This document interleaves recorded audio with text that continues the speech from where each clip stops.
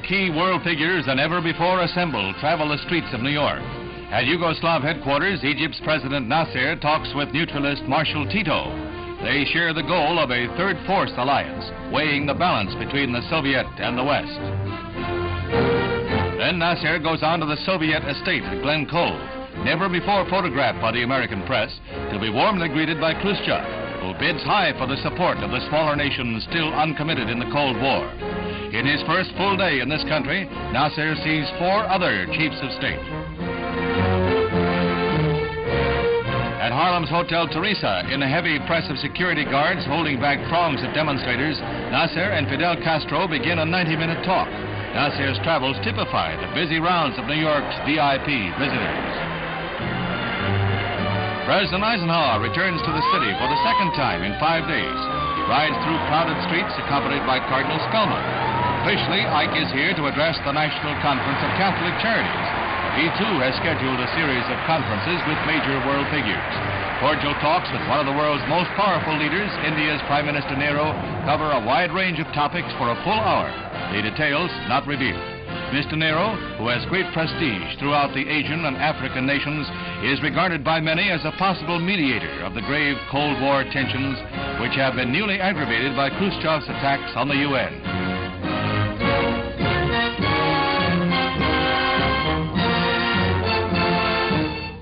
Premier Nasser is Ike's other conferee of the day. It is believed he will withhold support from the Soviet leaders' plan to drastically reorganize and weaken the world organization. But Nasser's views, expressed to the president, were not disclosed.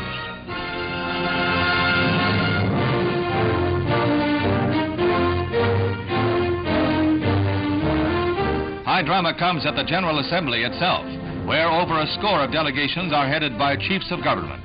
An unprecedented audience of world leaders hears a reply to Khrushchev's earlier tirade against the world organization and the actions of Dag Hammarskjöld in the Congo crisis. To Khrushchev's demands for his ouster, the Secretary General replies in measured diplomatic tones but in firm language that he would rather see his office break while upholding impartiality in world affairs than to be pressured into support of one side. Hammarskjöld gets an ovation from the Assembly for a full minute.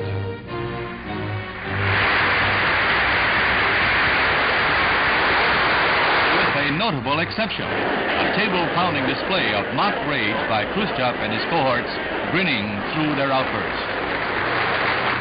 The Assembly continues its course with Fidel Castro taking the rostrum to speak for Cuba, a speech billed in advance as a filibuster. To the delight of the Soviets and their satellites, Castro launches into a marathon denunciation of the United States, ranging from the categorical to the particular at record length, a full 4.5 hours. Castro devotes 26 minutes to a tirade against his alleged mistreatment by the city of New York. Then follows a full-scale attack on United States colonialism aimed at the newly admitted African states. A delighted Khrushchev pays flatteringly close attention, though many others present were observed taking a turn in the corridors as the hours wore on. The incredible indictment came as a shock to many, but it was just one voice in the red propaganda chorus mustered for what may be the most fateful session of the United Nations to date.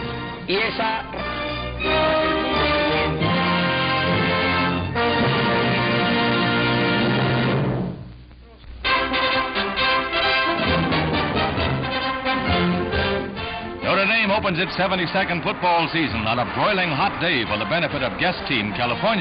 The Irish keep it hot with an early drive climaxed by Bob Scarpito's whirl around left end to score.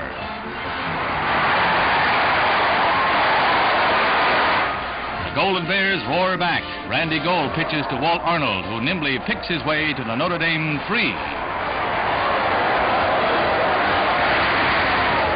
Then George Pirovich charges through the line, and the Bears even up the score 7-all. California 6 again, round left end, and he crosses into pay dirt to put Notre Dame out ahead, 14-7. California on its own 8 tries a sneak kick, but Nick DiPola nabs the ball, steps into the end zone. Final score, Notre Dame 21, California 7.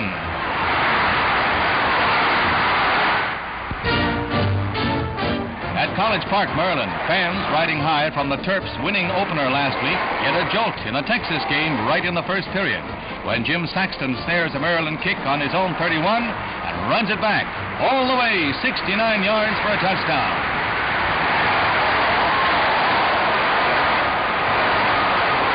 As the first quarter ends, Mike Cotton sparks another Texas drive. A bullet pass. Jack Collins to Bobby Gurwitz puts Texas on the Terrapins' 4. Cotton rams over the line for the second Texas score. The Longhorns are smarting from upset defeat by Nebraska in their opener, and Maryland pays. Here's Texan Bill Laughlin recovering a Texas punt deep in Maryland territory. Next play but one, Jack Collins takes the ball and goes over for another Texas touchdown. It's a Longhorn stampede. Just before time runs out, Jerry Cook blasts through the Terp defenses for a 62-yard scoring run. A resounding 34-0 surprise victory for Texas.